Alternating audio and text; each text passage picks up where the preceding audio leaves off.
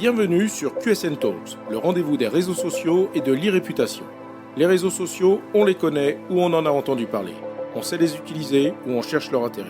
Mais une chose est sûre, on ne peut plus passer à côté. Experts ou débutants, particuliers ou professionnels, les pratiques et les enjeux sont multiples. Vous voulez comprendre, apprendre ou vous perfectionner? Alors abonnez-vous à ce podcast. Je suis Frédéric Foscani, spécialiste des réseaux sociaux et de l'e-réputation, consultant, formateur et conférencier. Je vous propose ici des astuces, des news, des analyses, des conseils et les dernières tendances.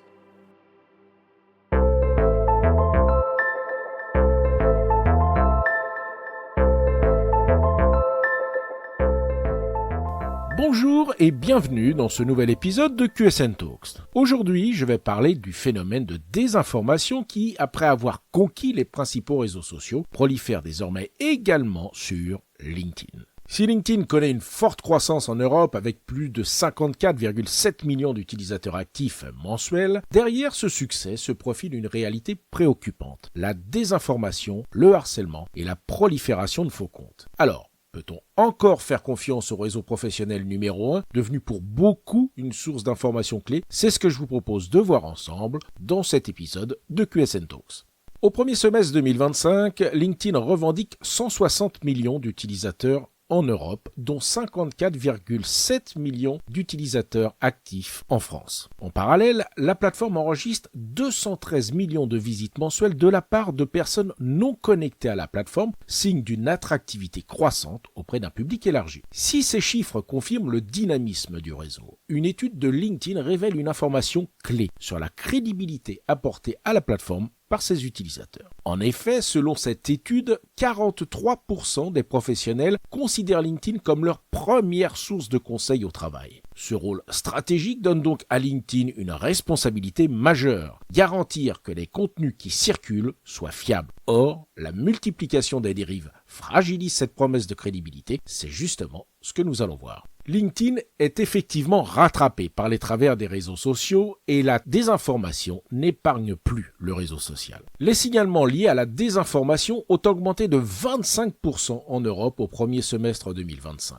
Fake news professionnelles, annonces d'emplois fictifs, certifications inventées ou encore contenu prétendument expert généré par IA. Les exemples se multiplient. Longtemps perçu comme un espace plus sérieux que Facebook, X ou TikTok, LinkedIn n'échappe plus à ce phénomène. Pourquoi croire que ce réseau professionnel serait à l'abri alors que ces contenus influencent directement la réputation et les opportunités de carrière de millions d'utilisateurs? En parallèle, les signalements de harcèlement ont eux bondi de 33% en un an et les discours de haine de 12%. Des chiffres préoccupants qui confirment une tendance déjà analysée dans l'épisode 75 de QSN Talks intitulé « Harcèlement en ligne quand LinkedIn dérape », que je vous recommande d'écouter ou de réécouter. Là où l'on attendait un espace protégé et professionnel, LinkedIn reproduit désormais les dérives sociales des autres plateformes. C'est le cas également pour les signalements de faux profils qui ont quant à eux augmenté de 11% sur LinkedIn. Dans bien des cas, ils sont alimentés par l'intelligence artificielle, capable de générer des visages crédibles et des contenus trompeurs. Cette prolifération pose donc une question centrale. Comment distinguer un interlocuteur légitime d'un profil fictif destiné à manipuler, frauder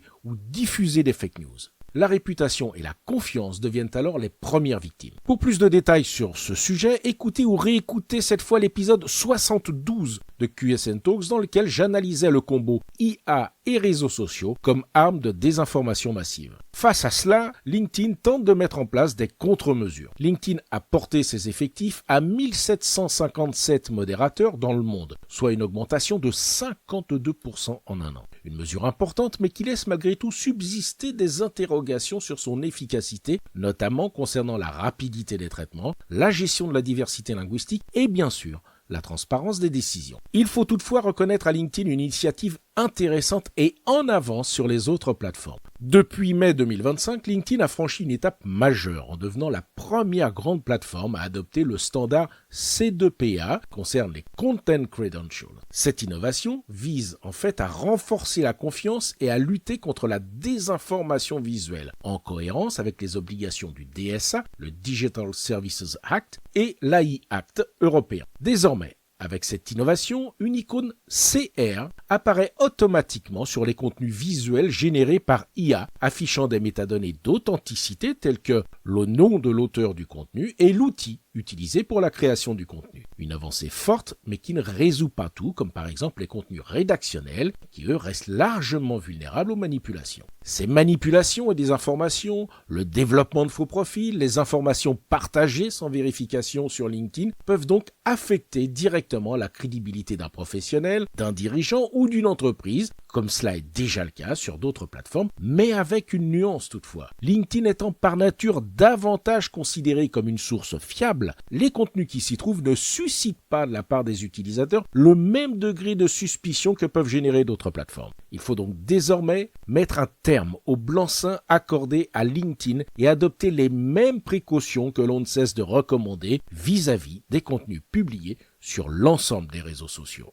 Pour limiter les risques, voici quelques réflexes indispensables. Tout d'abord, vérifier les sources pour valider la véracité d'un contenu et surtout avant de le partager. Signaler rapidement les publications suspectes ou malveillantes, mettre en place une veille proactive pour détecter les signaux faibles et bien sûr, former ses équipes, communication, RH et marketing à la détection des fake news et à la gestion de l'e-réputation. En conclusion, LinkedIn connaît une forte croissance indéniable en Europe mais n'échappe plus aux dérives qui gangrènent déjà Facebook, TikTok ou X. Désinformation, harcèlement, faux comptes, autant de menaces qui fragilisent la confiance des professionnels alors que le réseau est devenu une source d'information habituelle. L'adoption des Content Credentials, la norme C2PA, marque toutefois une avancée majeure vers plus de transparence, mais la vigilance reste indispensable. Pour les dirigeants et les responsables communication, protéger sa réputation et celle de son organisation, y compris sur LinkedIn, n'est donc plus une option, c'est un impératif. Je me permets donc de vous rappeler que j'accompagne les entreprises dans la veille, la formation et la gestion proactive de leur réputation et vous aide à transformer LinkedIn en opportunité plutôt qu'en risque. Alors,